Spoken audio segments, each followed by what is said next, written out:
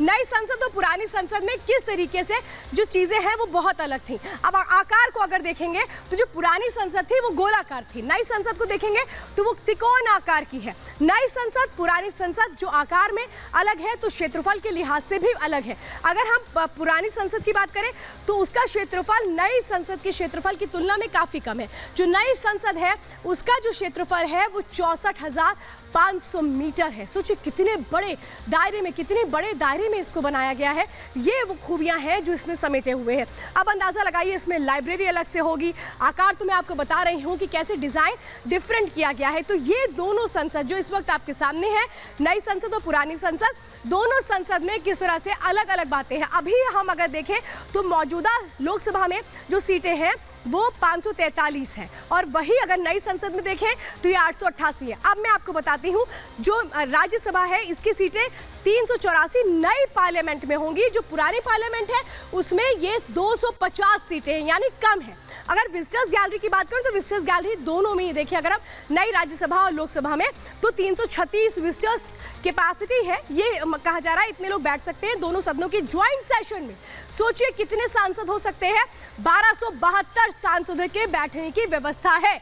तो लोकतांत्रिक विरासत को दर्शाती है जो हमारी नई पार्लियामेंट तैयार की गई है, जिसमें हर बात का बहुत ख्याल रखा गया। एक भव्य संविधान कक्ष इसके अंदर बनाया गया है, एक लाउंज है, एक लाइब्रेरी है, एक कैंटीन रखी गई है। तो क्या क्या चीजें हैं इसके अंदर वो मैं आपको बता रही हूं। यही है वो नई संसद जिसका उद्घाटन 28 को किया जाएगा, लेकिन उसके पहले कैसे विरोध के सुर मुखर हो रहे हैं ये भी मैं बता रही हूं। अब देखिए, अब मैं आपको दिखाती हूं एक और तस्वीर। प्रधानमंत्री नरेंद्र मोदी समय समय पर जब देखिए, ये देखिए, ये प्रधानमंत्री नरेंद्र मोदी जो समय समय पर संसद का निरीक्षण करने के लिए पहुंचते थे। जब नई संसद बन रही थी तो वहां क्या कुछ हो रहा था, कैसे कैसे तैयारियां थी, सोचिए खुद जाकर के वहां जो वर्कर्स काम कर रहे थे, 60,000 वर्कर्स काम कर रहे थे, उनसे वो मिलते थे, उनसे वो पूछते थे। कभी रात के वक्त पहुंच जाते थे, कभी दिन में पहुंच जाते थे। अचानक ये जो निरीक्षण होता था ये अचानक होता था और इसीलिए कहा जा रहा था कि प्रधानमंत्री का भी ये ड्रीम प्रोजेक्ट था। वो भी चाह रहे थे इतनी बड़ी एक हमारी संसद बन करके तैयार हो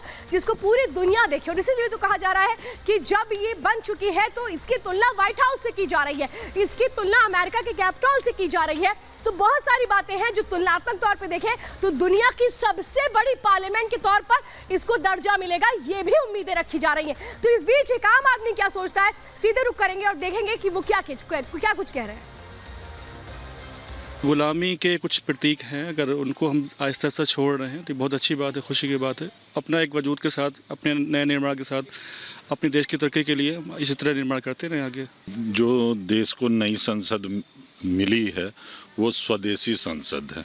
इससे पहले जो भी संसद था वो गुलामी का संसद था, हमारी अपनी नहीं थी, ये स्वदेशी है। ये बहुत ही गर्व का विषय है कि देश को नई संसद मिल रही है। संसद एक लोकतंत्र का परिभाषा है और आज अंग्रेज़ों के द्वारा गुलामी से आज़ादी के बाद जो हमको नई संसद मिल रही है वो जो पुरानी संसद है गुलामी का ही प्रतीक है।